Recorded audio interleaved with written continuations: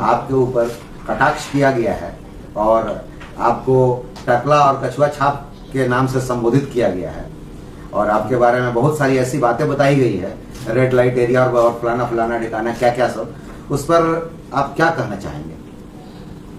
नहीं, देखिए, दुर्भाग्य है जो धनबाद की जनता ने एक ऐसे सांसद चुने जो अपनी भाषा और मर्यादा का भी ख्याल नहीं रखते। जिस देश की पार्लियामेंट में पूरे विश्व के राजनीति का गहन मंथन होना चाहिए, बहस होना चाहिए था, जहां देश की इकोनॉमिक पॉलिसी डिसाइड होती है, जहां आर्मी से लेकर आज के दिन एआई टेक्नोलॉजी, आईटी टेक्नोलॉजी को लेकर बहस होनी चाहिए थी।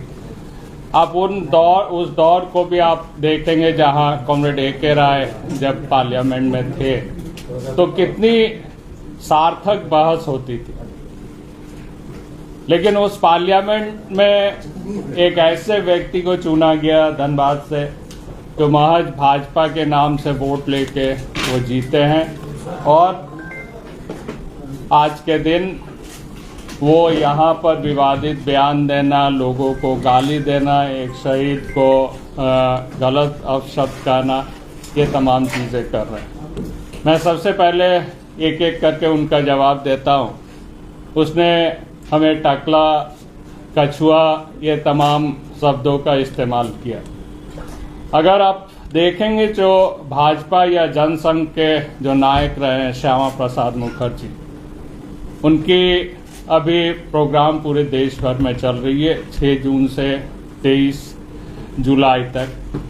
तो श्यामा प्रसाद मुखर्जी को ये मतलब अच्छी श्रद्धांजलि हमारे सांसद महोदय के द्वारा दिया गया, जो वो भी हम समझते हैं जो उनके भी सर पे बाल नहीं।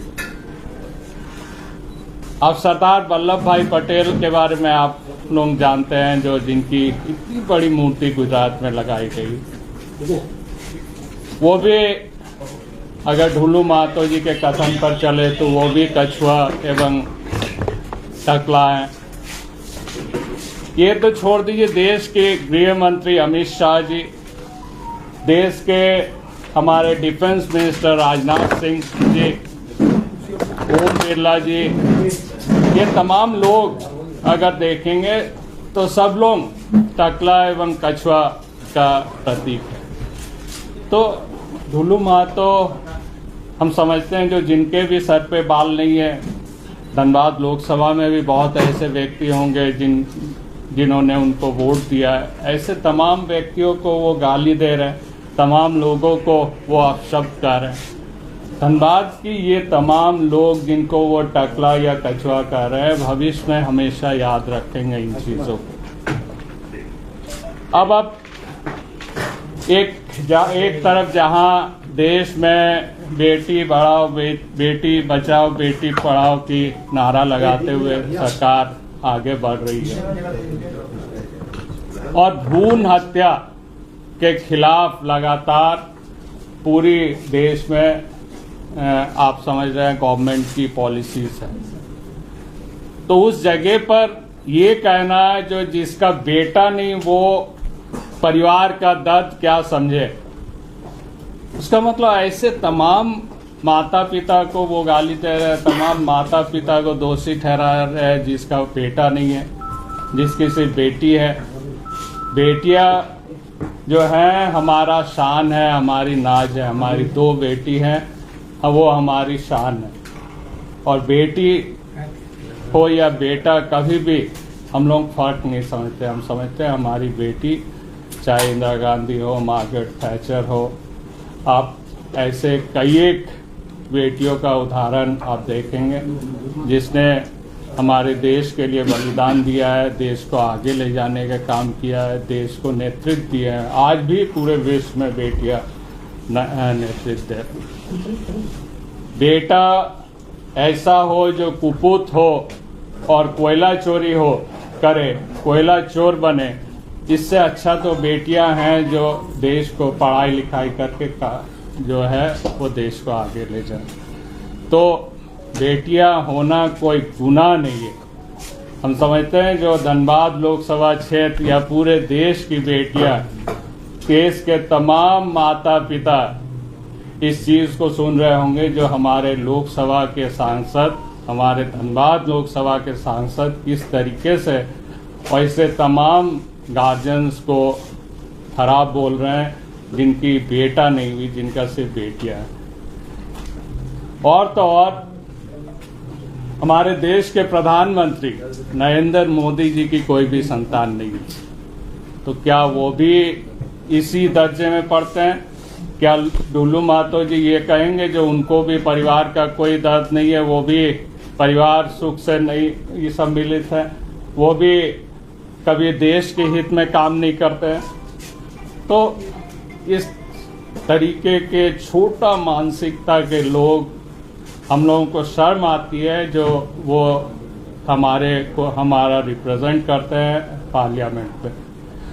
मैं और बता दूं, जो गोविंदपुर में एक घटना घटी थी जिसमें 43 एकड़ सरकारी जमीन भूमि का घेराबंदी किया जा रहा था, उसने कहा जो वो सिख समुदाय के खिलाफ है।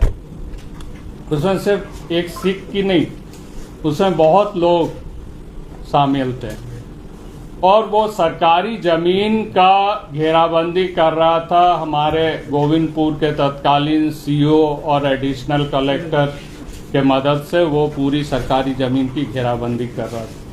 बाद में उसको हमने पार्लियामेंट में भी क्वेश्चन, विधानसभा में भी हम लोगों ने क्वेश्चन किया और उसके बाद सीईओ ने उसके खिलाफ सिविल कोर्ट में केस दायर किया।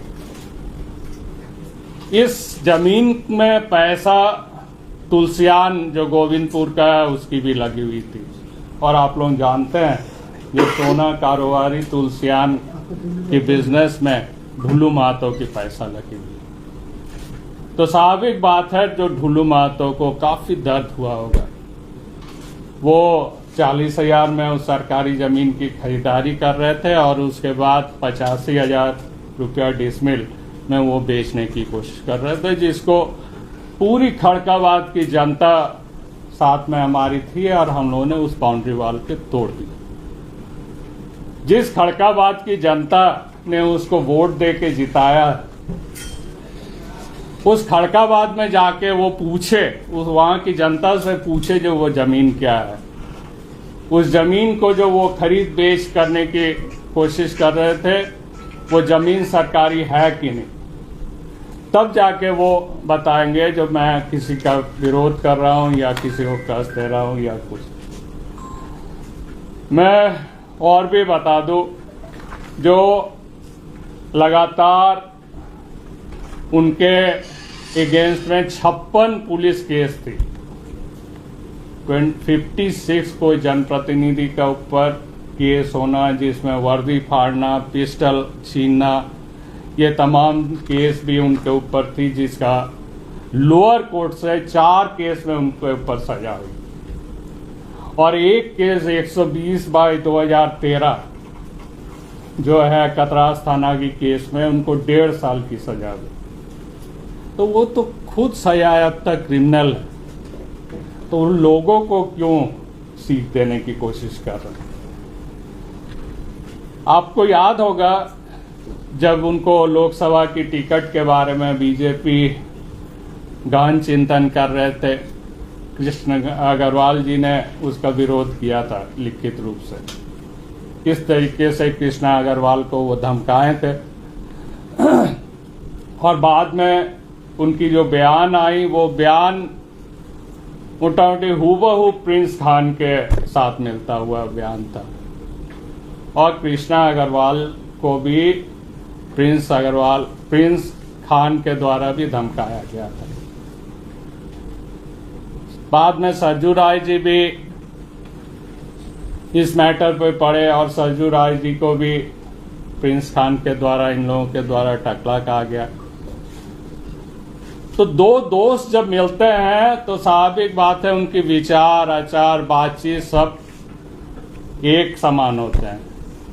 तो प्रिंस खान और ढुल्लू महतो की जो दोस्ती है, उनकी सोच, उनकी विचार भी एक समान लगती है और ये जग जाहिर है। ये पुलिस की रिकॉर्ड्स में भी है, जो धनबाद जिले में दो राजनीतिक लोग प्रिंस खान के हमेशा ही संपर्क में रहे हैं। उसमें से एक व्यक्ति जो है वो ढुलू महतो है। उनकी व्हाट्सएप चैट, उनकी व्हाट्सएप की बातें, तमाम चीज बीजेपी के पास भी रिकॉर्ड्स में है। आज वो सांसद से उतरे, सांसद की गद्दी से उतरेंगे। जिस दिन वो बीजेपी छोड़ेंगे, आप देखिएगा एनआईए उसको जेल भेज दे। वो कह रहे मैं 400 करोड़ मिल जाए तो देश छोड़ दूंगा। वो अपने आप को राम भक्त कहते हैं, वो देशभक्त है और देश छोड़ने की भी बात कर रहे हैं। मतलब 400 करोड़ मिले तो वो देश छोड़ के चले जाएंगे। मैं कहता हूं वो दुबई में अपनी पूरी ठिकाना बना के रखे हैं, प्रिंस के माध्यम से सारा पैसा एवं पूरी ठिकाना वो दुबई में बना के रखे हैं। और जिस दिन वो सत्ता से हटेगी, अब 2029 के बाद देखिएगा वो दुबई भाग गए। मैं सरकार से मांग करता हूं जो उनकी पासपोर्ट से लेकर तमाम डॉक्यूमेंट जब्त करके रखा जाए, ताकि वो दूसरे के तरह भाग के देश छोड़ के भाग ना जाए। और उनके ऊपर एनआईए से लेकर सीबीआई की जांच होनी चाहिए। मैंने कहा अगला दिन, जो भाई आप अगर सबको माफिया कहते हैं, सबको आप रंगदार कहते हैं, क्यों नहीं उसको पार्लियामेंट में स्टार्ट क्वेश्चंस के माध्यम से इस चीज को उठाते हैं। वो अगर समझते हैं, वो अगर बोलते हैं जो मैं कोयला चोरी करवा रहा हूं, तो मैं ये भी आपको बोलना चाहता हूं जो भाई मेरे ही नाम से क्वेश्चन करें। अरूप चटर्जी एवं अन्य जो कोयला तस्करी एवं कोयला की ये करते हैं धनबाद जिले में, इन तमाम लोगों का सीबीआई जांच किया जाए। शुरुआत हम ही से हो, पूरी जांच तो हो, वो साफ होंगे तो उनके ऊपर कोई भी दाग नहीं आएगी। लेकिन क्वेश्चन जरूर करना चाहिए। देखें ना जवाब क्या आता है, सरकार इसकी जांच करवाती है कि नहीं, सीबीआई की जांच करवाती है कि नहीं। जो कोयला चोरी में लिप्त होगा, जो गलत काम में लिप्त होगा, सब जाएंगे जेल। ईडी की जांच होनी चाहिए। लेकिन वो हम बोलते हैं जो कभी भी ये करने का हिम्मत नहीं करेंगे। हम लोग भाकपा माले ये डिक्लेयर करती है आज, जो हमारे सांसद सुदामा जी इस पार्लियामेंट सेशन में हम लोगों की कोशिश रहेगी, यदि हमारे क्वेश्चन एक्सेप्ट हो तो इसी पार्लियामेंट में हम लोग धनबाद में कोयला चोरी को लेकर हम लोग क्वेश्चन करेंगे पार्लियामेंट में और सीबीआई जांच की मांग करेंगे। तो ये हम तमाम लोगों का कहना है। बाकी अगर आप लोगों का कुछ पूछना है तो बताइए। उनका रेड लाइट एरिया का बात कर रहे थे। रेड लाइट एरिया कहाँ है? उनका कहना था कि रेड लाइट एरिया में भी पकड़ाए थे, क्या मिले थे, ऐसा कुछ का बयान आया था। नहीं, हमारे साथ वो थे क्या? अगर हमारे साथ थे तो हो सकता है, अगर हमारे साथ नहीं थे तो वो प्रूफ थे। ये मतलब कुछ भी अनर्गल बोल देने से तो नहीं होता है ना। उनका कहना है उनका बेटा आईएएस की तैयारी कर रहा है। नहीं, बेटा को आईएएस का कोचिंग सेंटर में भर्ती करवा के यहाँ रंगदारी तसल्ली करवा रहा है। कल तक तो वो पैसा उगाही कर रहे थे, जितना ट्रक्स निकलते थे 10,000 करके उगाही कर रहे थे। सिर्फ ये नहीं, आप जितने आउटसोर्सिंग है बागवाड़ा क्षेत्र में, एरिया 1, 2, 3, 4 बीसीसीएल का, सारे आउटसोर्सिंग में उनकी मशीनरी लगा हुआ है। सारे आउटसोर्सिंग में बाहर के लोगों को उसने लगाया जिसको 10 से 15,000 रुपया सैलरी देते हैं। सारे आउटसोर्सिंग से 30 से 35 हाईवा, 16 चक्का हाईवा जो कोयला निकलता है वो भट्टा में जाता है, विभिन्न भट्टों में जाता है। अगर आप बीसीसीएल टाइट करती है, थोड़ी भी टाइट करती है, तो वो पूरे आउटसोर्सिंग का प्रोडक्शन बंद कर देते हैं। अगर बीसीसीएल और टाइट करते हैं तो जीएम के ऊपर फर्जी केस करवाने के लिए वो महिलाएं छोड़ देती है। उनके पास कुछ महिलाएं भी हैं जिनको वो हमेशा कभी विजय झा के ऊपर, उनके बेटे के ऊपर, कभी किसी जीएम के ऊपर, कभी सीआईएसएफ के ऊपर लगातार केस करवाते हैं। कोई भी उसके खिलाफ बोलते हैं। हो सकता है कल मेरे ऊपर भी किसी महिला को ला के खड़ा करके कोई केस करवाए। तो ये कला वो जानते हैं जो किस तरीके से लोगों को फंसाना चाहिए। कल सांसद महोदय का एक बयान आया था कि जिसकी संतान नहीं है उसको कोई समझ में नहीं आता। सरकार आपकी है तो आप कार्रवाई के लिए क्यों नहीं बोलते हैं? नहीं, मैं हमेशा बोलता हूँ और इस बार की भी विधानसभा में हम लोग उठाएंगे। जो कतरास में जिस तरीके से इलीगल माइनिंग चल रहा है उसकी जांच होनी चाहिए, उसके ऊपर कार्रवाई होनी चाहिए। कल उसने कहा जो भाई मेरा एक भी भट्टा नहीं है, अगर एक भी भट्टा होगा तो हम उनको दे देंगे, तो हमें दे दे। ये भट्टा है उनकी बेटा के नाम से, क्या हमें देगा वो भट्टा? तो मेरा भट्टा है, नाम बताया जाए। नहीं, ये जगन्नाथ कोक इंडस्ट्रीज, हाँ। इसका मालिक प्रोप्राइटर प्रशांत कुमार है, फादर्स नेम ढुलू मातो। ये कहाँ पे स्थित है ये तुमुदा प्लॉट नंबर इतना, जिसमें गोविंदपुर। तो आप पर उन्होंने आप पर आरोप लगाया है राजदारी के लिए दबाव बनाने का। एलिवेटेड जो बन रहे हैं फ्लाईओवर निरसा में, उस पर आरोप लगाया है। गोविंदपुर पर आरोप लगाया है कि जहां भी बन रहा है वहां पे वो आप काम बाधित कर रहे हैं और विकास विरोधी है। देखिए, मेरे क्षेत्र का काम है, स्वाभाविक बात है, हम वहाँ के लोकल एमएलए है, वो सम्मान मिलना चाहिए। कोई कोयला माफिया आकर अगर ये सोचे जो हम तीसरे बार मतलब उसकी सब कॉन्ट्रैक्ट लेके 50% बिलों में काम कर ले तो वो नहीं होने देंगे। उसकी पूरी टीपीआर की कॉपी चाहिए, लोकल लोगों को रोजगार चाहिए, और मैं इंजीनियर खड़ा करके रेगुलरली उस काम का निरीक्षण करूंगा, तभी जाके वो काम होगा। वो बहुत लड़ाई के बाद हुआ है, वो उसमें ढुलू मातो की कोई देन नहीं है। अच्छा, ये भूमियार का बात, क्योंकि भूमियार अफसर को आप वहाँ रहने नहीं देते हैं निरता में। अभी भी मेरे क्षेत्र में 3 भूमियार अफसर हैं, तो ऐसी बात नहीं है। अगर पूरी आपको याद होगा बाजार समिति की जब चयन हो रही थी, बाजार समिति के जब उपाध्यक्ष की इलेक्शन हो रही थी, तो मैंने बंगाली को सपोर्ट नहीं किया, मैंने भूमियार को सपोर्ट किया। हमने बाजार समिति के उपाध्यक्ष। भाषा का स्तर काफी नीचे गया। पहली दफा हो रहा है कि राजनीति में भाषाई मर्यादाएं टूट रही है। तो वो नहीं, हम तो आज देख रहे हैं तो किसी महिला के साथ सेल्फी लेते हुए वो टकला, ये सब तमाम चीजें ये कर, क्या एक पार्लियामेंट्रियन को इस तरीके का भाषा बोलना उचित होता है? सर, एक सवाल है, आप भूख हड़ताल इनका करने वाले थे, सांसद जी का कहना है कि अगर पागमारा क्षेत्र में आप ऐसा करते हैं तो वे आपका समर्थन देंगे, क्या कहेंगे? नहीं, समर्थन देंगे, स्वागत है। मैं भूख हड़ताल 1 दिवसीय करूंगा वहां पर, उनके जो कोयला चोरी हो रही तमाम ये के लिए, और मैं कोई पार्टी सांगठनिक बैनर पर नहीं करूंगा, मैं जनता को लेकर वहां भूख हड़ताल करूंगा। और हम आशा करेंगे जो सभी लोग हमारे सांसद ने गंभीर आरोप लगाए राज्यसभा में पैसे नहीं, तारीख तय नहीं हुई, मुझे कुछ उन्होंने कहा कि जब तक राज्यसभा का चुनाव है वैसे में आप हॉर्स ट्रेडिंग में शामिल रहे। देखिए, हम समझते हैं जो इस मामले में वो अगर अपने गृह मंत्री से पूछे तो और बेहतर होगा। वो जानते हैं जो किसने पैसा लिया, किसने वोट दिया। वो चाह रहे थे जो भाई भाजपा ना जीते, वो बोलना चाह रहे जो वो चाह रहे थे जो भाजपा ना जीते, तो वो भी खुलकर वो बताए किसने पैसा लिया नहीं लिया। गृह मंत्रालय के पास सबकी खबर है और वो उसकी जवाब वही दे सकते हैं। करप्शन के चार्जेस आप पे लगा रहे हैं कि वहाँ निरसा में जो भी अवैध काम है उसमें अरूप चटर्जी की इन्वॉल्वमेंट है, सांसद आरोप लगा रहे हैं। देखिए, आरोप लगाने के लिए कोई तथ्य नहीं होती है। सब लोग जानते हैं जो आज भी कम से कम निरसा बेलियापुर में जो है, आज भी हम ये नहीं बोलेंगे जो भ्रष्टाचार नहीं है, लेकिन कम से कम दूसरे जगह से काफी कम है। आपने एक ही रह की पार्टी को मर्ज कर दिया है, उसको लेकर भी सवाल उठाया कि मार्क्सवादी को उन्होंने सीपीआई-एम में क्यों डाल दिया। हम लोग वामपंथी एकता के तरफ आगे बढ़ रहे हैं। हमारा सपना है जो भविष्य में फिर से कम्युनिस्ट पार्टी ऑफ इंडिया की गठन। तो खुद भी तो भाजपा में रखे एटा की राजनीति कर रहे हैं।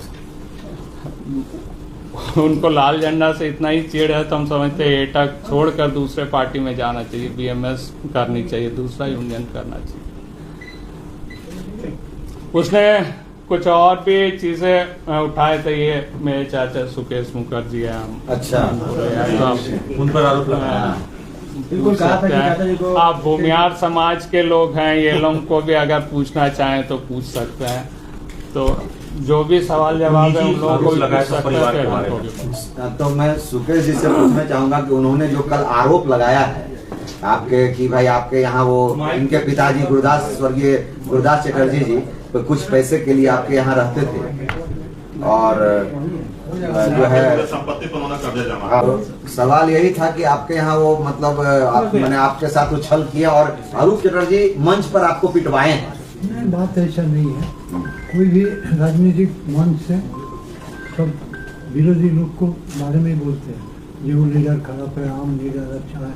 ऐसा घटना घटा वो लोग सीधा सवाल जवाब कर रहा है क्यों आप पुरुष की बोल रहा है, क्यों बोल रहा है। गुरदास चटर्जी वो हम नहीं लाए, हम ही को गुरदास चटर्जी लाया था। मामा घर में लोग जाते हैं आते हैं, दुनिया में। आपके साथ क्या मारपीट करने जो कह रहे हो ऐसा? नहीं ऐसा कुछ बात नहीं, घटना था। वो लोग आके बहस कर रहा था जो नहीं होना चाहिए पुरुष चटर्जी के बारे में क्यों आप ऐसे बोल रहे हो, बस इतना। उन्होंने कल एक नंबर भी दिया था, 2 नंबर बताया था कि उस नंबर पे आपसे पूछने के लिए कि आपका नंबर उन्होंने जारी किया था कल।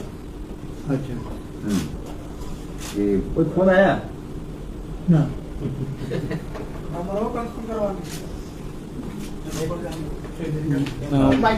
आप आगे आया। आपका शुभ नाम क्या हुआ? जी, हमारा शुभ नाम नागेंद्र राय है अच्छा और मैं भूमिहार जाति से ही आता हूँ।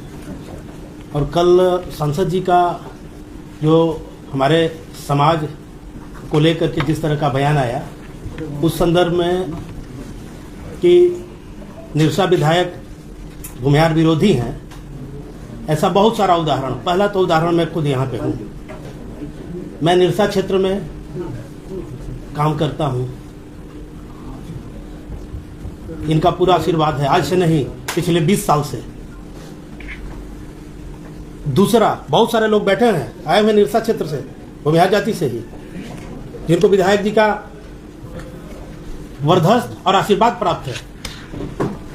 दूसरा, राजनीतिक लड़ाई प्रतिद्वंदिता एक सम्मानित तरीके से चले, वो अच्छा है। आप कहाँ की लड़ाई भूमिहार समाज को ले आकर के आप जो है दूसरी दिशा में मोड़ रहे हैं, ये तो सबसे बड़ा दुर्भाग्य ये परिस्थिति के द्वारा बने हुए सांसद हैं। अगर धनबाद में कोई अच्छा यहाँ का लोकल कैंडिडेट होता लोकसभा में तो शायद ये कहाँ होते इनको पता भी नहीं होता। रही बात भूमिहार को विधायक जी मदद किए हैं कि विरोध किए हैं, इसका मैं 4 उदाहरण आपको देना चाहता हूँ। कुछ दिन पहले डेको के एक बड़े अधिकारी के साथ मीडिया में भी आया था, आप लोगों को पता ही होगा कि किस तरह से उस व्यक्ति ने उसका विरोध किया था, उसके साथ दुर्व्यवहार किया था। ये भूमिहार को वो सपोर्ट करते हैं, उनका वो सपोर्ट करने का तरीका है। विधायक जी ने कहा, मैं उसका प्रत्यक्ष उदाहरण हूं कि हमारे समाज के एक सम्मानित व्यक्ति के छोटे भाई कृषि बाजार समिति के अध्यक्ष का चुनाव लड़ रहे थे और हकीकत है कि वो उस चुनाव में उनका प्रतिद्वंदी काफी मजबूत हमारे उस समय के सिंदरी विधायक के बेटे थे और विधायक जी ने पूरी तरह से प्रकाश बाबू को मदद किया और प्रकाश बाबू वो चुनाव जीते। ये दर्शाता है कि भूमिहार विरोधी कौन है और भूमिहार का सपोर्टर कौन है। आज निरसा में अफसर इंचार्ज, आज निरसा में सीओ किस बिरादरी का है? आप कहते हैं कि भूमिहार विरोधी है।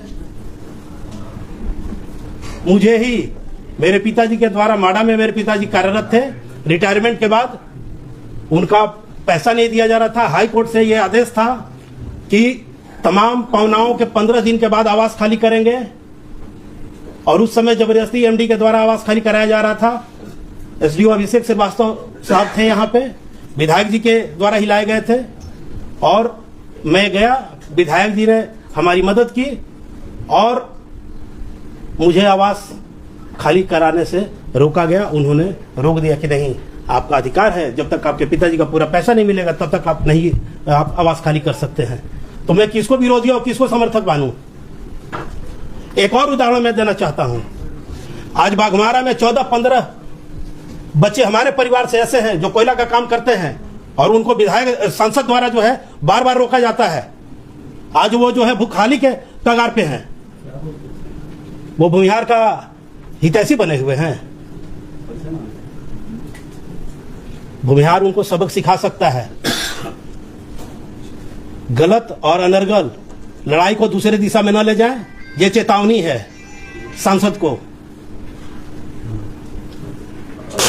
लोकसभा चुनाव के दौरान ढुल्लू महतो ने आरोप लगाया, लोकसभा चुनाव के दौरान आपने ऑफर दिया था कि आप जो है आपके लिए हम सपोर्ट करना चाह रहे हैं, नहीं है और सपोर्ट करने से इनकार कर दिया। उन्होंने कहा कि हमने सपोर्ट करने से इनकार कर दिया और आपकी तरफ से ऑफर किया गया।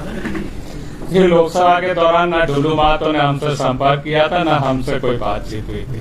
हमारा अपना कैंडिडेट था और सबने देखा है जो हम कितनी मेहनत किए हैं अपने कैंडिडेट के लिए। वो आनंद बाबू का आदेश था जो इस बार वो कैंडिडेट होंगे, उस आदेश का पालन करते हुए, हमारे संगठन के आदेश को पालन करते हुए हमने काम किया। तो ये बोल देना कोई मतलब जस्ट बोलने के लिए बोल देना, ये चीज नहीं होना चाहिए। मैं और भी बात बता दूं, ढुल्लू शायद भूल गया है।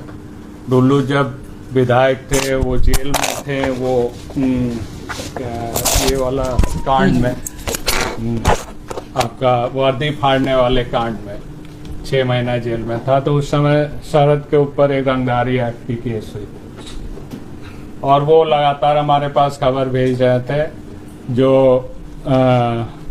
एक बार अयोध्या को बोलिए मिलने के लिए, एक बार अयोध्या को बोलिए बात करने के लिए। मैं जेल के अंदर उनसे मिलने गया। ये तो सीसीटीवी या पुलिस रिकॉर्ड्स में भी मिलेगी जो हमने किया। और उसने एक ही बात कहा जो अयोध्या मेरे भाई को बचा लीजिए, मेरे भाई ने कोई गलत नहीं किया, मेरे भाई को केस से हटा दिया। मैं तत्काल वहाँ से निकल कर हम सीनियर एसपी से मिले और सीनियर एसपी ने को सारा चीज बोला। सीनियर एसपी ने इमीडिएटली डीएसपी को बोला जो कल शाम तक फाइल मेरे पास आना चाहिए, इसका नाम हटना चाहिए। और रात तक उनका भाई का नाम हमने हटा के उनको किया। तो वो कभी लोगों का इज्जत नहीं करना जानते हैं, वो कभी सम्मान नहीं करना जानते हैं। पैसे हो जाने से कोई आदमी नहीं बन जाता है। उनको लोगों को सम्मान करना चाहिए, राजनीतिकों का सम्मान करना चाहिए, झारखंड के इतिहास को पढ़ना चाहिए जो किसकी क्या कंट्रीब्यूशन है। कंट्रीब्यूशन सिर्फ ढुल्लू महतो की नहीं है। राजनीति में या झारखंड के इतिहास में कहीं ढुल्लू महतो के नाम आप नहीं पढ़ेंगे जो ढुल्लू ने झारखंड के लिए ये किया। ढुल्लू ने सिर्फ लूटा है, अपने और अपने परिवार के लिए लूटा है, यही हम लोग जानते हैं। निकाय चुनाव के दौरान यहाँ जो भाषाई जो आपस में हमला हुआ वो अभी भी जारी है एक दूसरे पर। वो इसलिए मैंने कहा जो एक व्यक्ति जो दूसरे के लिहाजा नहीं करने जानते हैं। देखिए आज हम माने या ना माने, संजीव जी यहाँ के मेयर हैं, हमारे देश के प्रधानमंत्री नरेंद्र मोदी जी हैं। तो इसमें तो वो उनके खिलाफ बोलना, पूरे बाहरियों को उसमें लपेट देना, बिहारियों को लपेट देना, ये गलत बात है। वो अगर सोचते हैं जो भाई धमका के सबको हटा देंगे तो हम समझते हैं जो गलत फहमी में। और झरिया में बहस नहीं करके, झरिया में नहीं धमका के पार्लियामेंट में धमकाया, उसको तो इतनी बड़ी ताकत जनता ने दिया। पार्लियामेंट में खड़ा होकर बोलेगा तो पूरे विश्व सुनेगा, अमेरिका के प्रेसिडेंट भी बैठ कर सुनेगा जो ढुल्लू महतो क्या बोल रहे हैं। तो वहां बोले, जांच के लिए हो सकती है CIA तक इन्वॉल्व हो, मोसाद भी इन्वॉल्व हो, तो वहां बोले, वो इतनी तेज तरार तरीके से बोले जो जांच के लिए मजबूर हो जाए सरकार, जो नहीं हमको जांच करवाना होगा। जब हजारों करोड़ की लूट हो रही है धनबाद में, ये तो सरकार का खजाना का लूट हो रहा है ना, तो इसलिए जांच करना चाहिए। वो जांच कराए और शुरुआत हम ही से करवाए। वो जब बोल रहे जो मैं इन्वॉल्व हूं तो शुरुआत हम ही से करवाए और उसके बाद आंच उस पर आए। बहुत बहुत